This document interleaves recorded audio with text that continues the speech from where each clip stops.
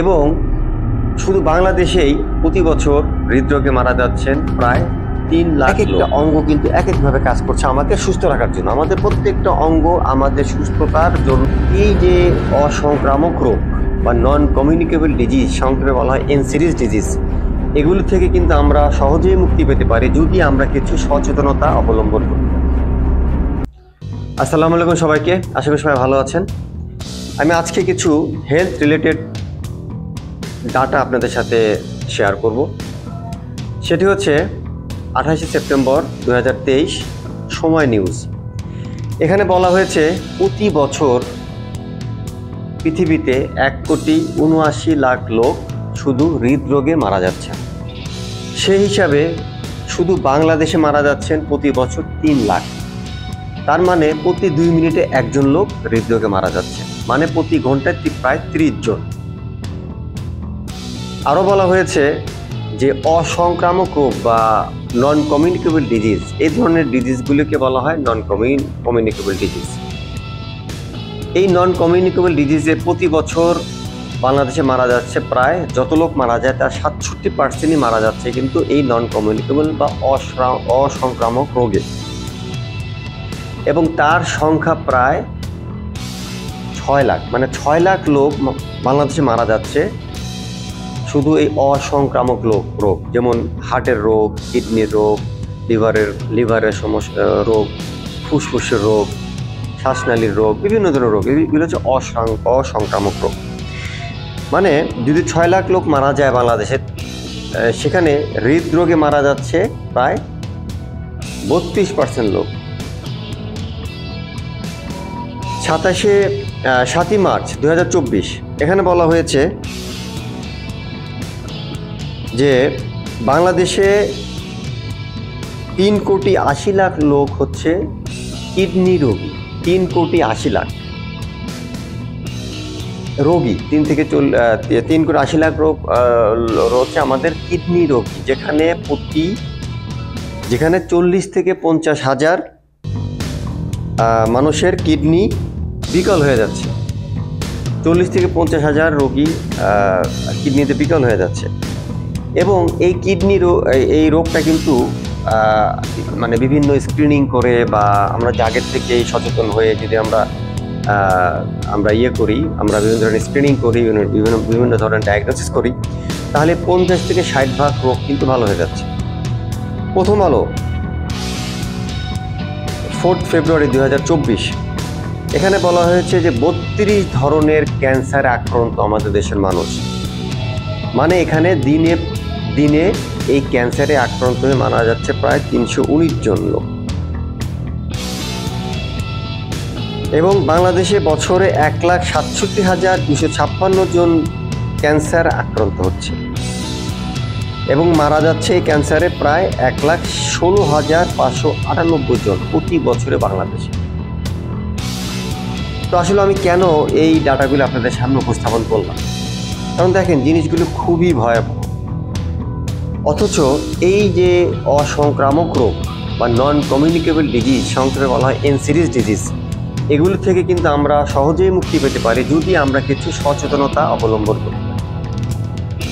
এবং আমি এগুলি রিসার্চ করে আমি এটার উপর একটু পড়াশোনা করে যেটা দেখলাম, এবং আমার যে অনেক বছর অভিজ্ঞতা থেকে আমি যেটা বুঝেছি বা যেটা জানতে পেরেছি বা দেখতে পাই আমাকে ক্লায়েন্টদের মধ্যে, এবং পৃথিবীর সব ডাক্তার এবং ফিটনেস ট্রেনার কিন্তু একটা কথাই বলেন, সেটা হচ্ছে আপনারা এক্সারসাইজ করেন।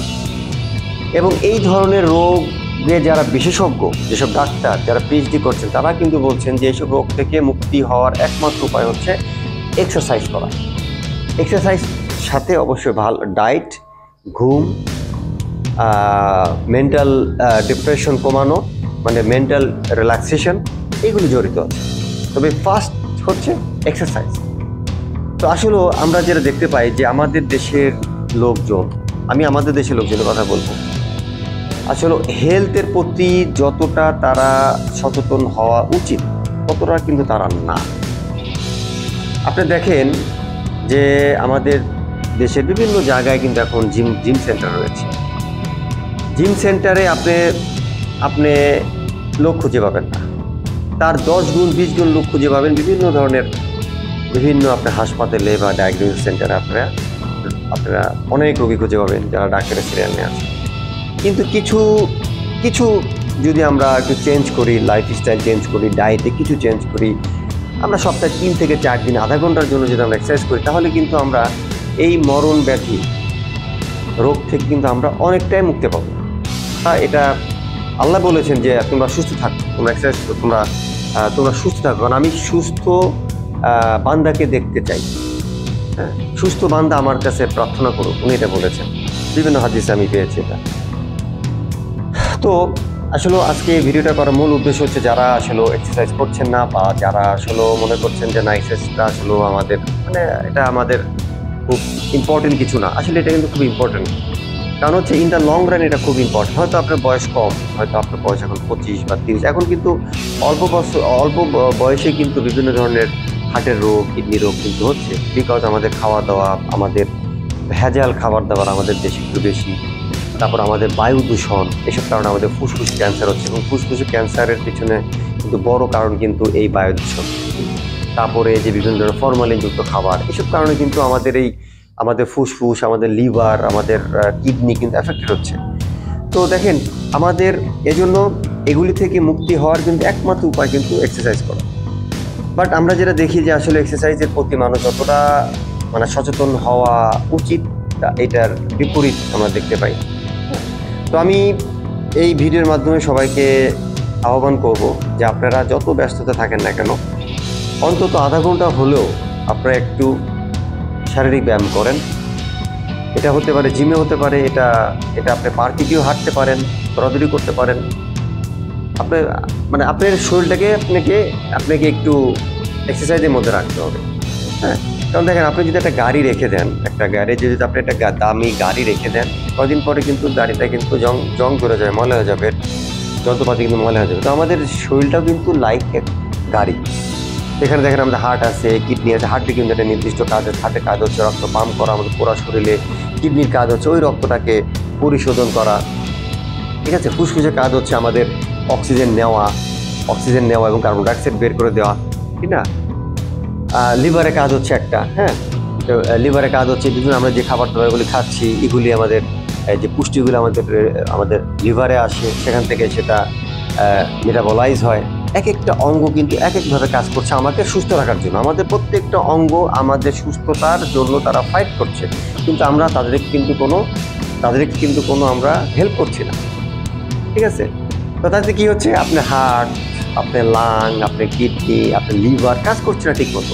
দেখছে কদিন পরে নষ্ট হয়ে যাচ্ছে, লিভারে ক্যান্সার ঢুকে যাচ্ছে সহজে।